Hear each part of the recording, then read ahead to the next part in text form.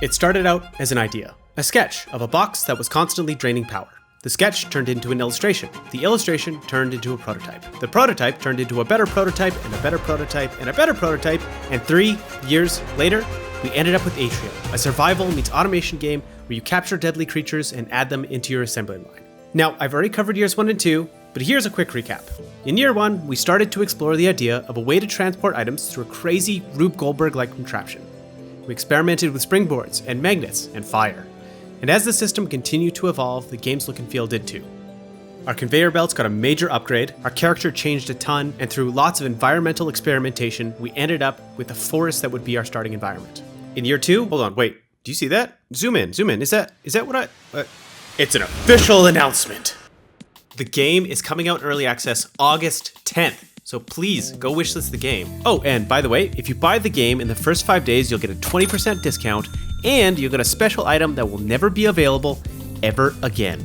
That's right, baby. Live, laugh, love. Nobody will feel more at home in their base than you will, you sexy suburban soccer mom, you. Stuck in post-apocalyptic hell? Who cares when you got the power of inspiration at your side?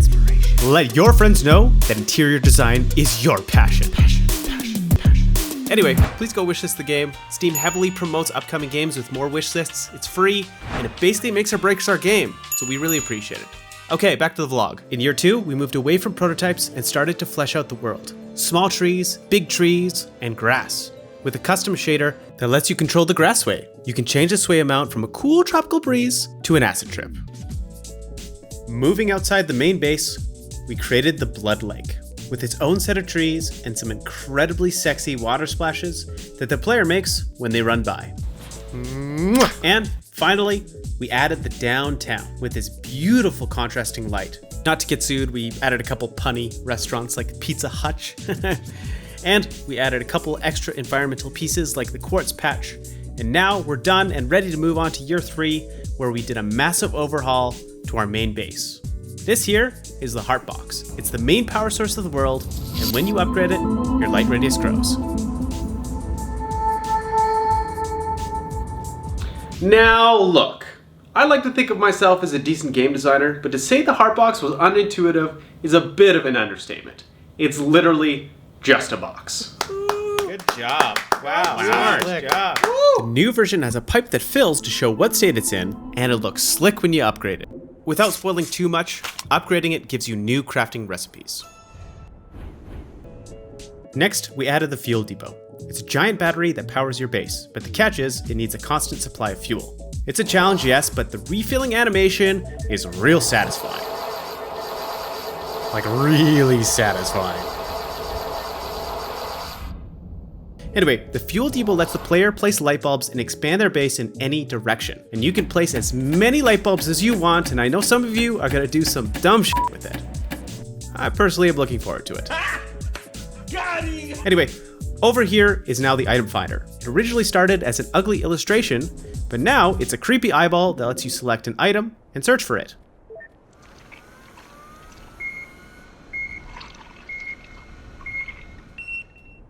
When it finds an item, it will create an arrow and lead you to that item. Now, using my trusty torch that also shows you how much light you have left, we can head safely into the dark. Now you'll notice we've added some environmental storytelling. Old paths, broken gates, dilapidated walls, this vent, a dead body of myself, I'm sure that's not an issue. Ooh, and look! An old lamppost. Let's harvest that. We're gonna get some juicy scrap wire from this. Oh boy! Oh my God! Yeah, so I forgot to mention we added creatures. And look, if you don't like getting scared, you can still play our game if you use my favorite secret trick. Just add googly eyes. See, it seriously works for everything. Check it out. You just can't tell me it doesn't work. He looks like the Cookie Monster. So anyway, we added a bunch of creatures into the game. This is the Pushback. Half beast, half piston. He likes to crush things, most notably you. Here's how it started, with some real room for improvement. And then his second design had this little stubbly walk, and we ended up with this. I love his little sneaky walk. It looks like he's about to sneak into your room and steal something real quiet. Now there's a lot of detail in his animation, and you can really appreciate it when I slow it down. He's great. We also added the Pop Box, a self-destructive box that sleeps idly in the dark. The antenna swing is questionably a little bit phallic, but Honestly, you wouldn't notice it unless I pointed it out. Wait, damn it. Anyway, if you get close, he'll chase you, and the box, well, pops. And finally, my favorite creature, the tornado. A giant toad that sucks wind. And you. Get it? Tornadoed? It's like a tornado, but a toad. It's punny. Anyway, he lives in the Blood Lake, and if you come across him, well, he'll try and kill you. And his animations are the best for matching the songs. Check it out.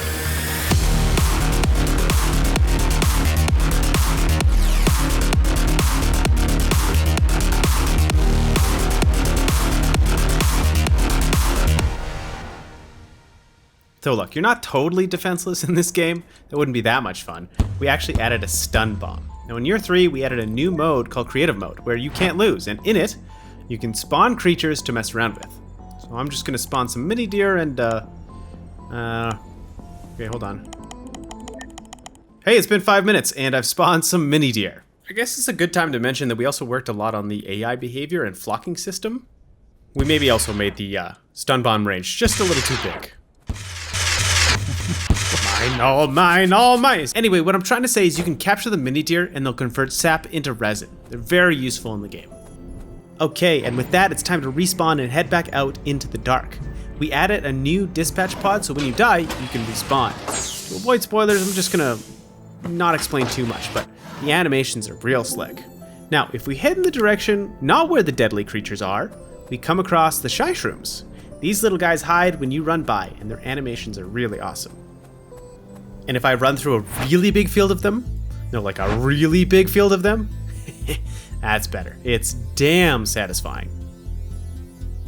Back to the main game, I also added giants, these massive and mysterious monolithic structures that contain a lot of spoilers, so I'm not going to explain too much, but we're just going to enjoy how visually sexy they are. All you need to know is you can connect power to them, and key story events happen when you do. We currently only have 2, but we'll be adding a lot more in the future. There's so much more to the environment, but that's for you to discover. Okay, let's talk about automation. This is a prototype from the first month of development. I always knew that springboards would be a cool mechanic of the game, but we recently let the internet play our game and...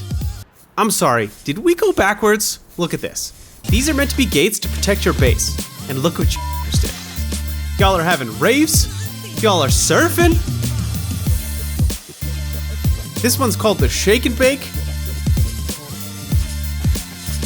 And this one's just cruel. Okay, I'm gonna show you one more. This is the extra large Shake and Bake, and I showed this in the last vlog, but I think it's the culmination of all the silliness put into one. Enjoy.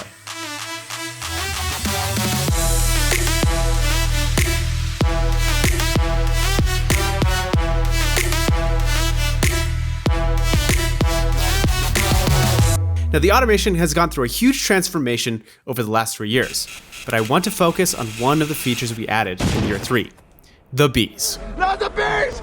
Ah! Yes, the bees. One of our goals is to automate everything, including farming, so we naturally added a planter. You can add seeds and fertilizer that you get from mini deer poop, and the plants will grow, but planting them is a pain, so if you capture bees, they'll fly from box to box, pollinating and replanting them for you. But I said automate everything, and that includes collection. So if you capture the tornado, he will pluck the plants for you. The idea came from The Biggest Little Farm. This documentary talks about how each part of the ecosystem, from ducks to wolves to snails, plays an important role in the ecosystem in ways you wouldn't expect. This is our first attempt at implementing it. But if all goes well for our early access launch, which is August 10th, make sure you go buy for the Live, Laugh, Love, I'd like to try exploring more. Anyway, with our collection fully automated, we can leave the base worry-free and go exploring in the dark while our systems work for us. It's honestly been the craziest journey of 3 years, and I'm so proud of how far we've gone, and you could really... Oh my God! Okay, hey, that was a bit of an abrupt ending. I just want to say thank you to everybody who supported us and followed us for this entire journey. It's been epic, super fun, and if you have the chance to wishlist and support the game, that's awesome. If not, keep watching the devlogs. I'll be making more. We'll see you in the next one. Not the bees! Not the bees! Ah!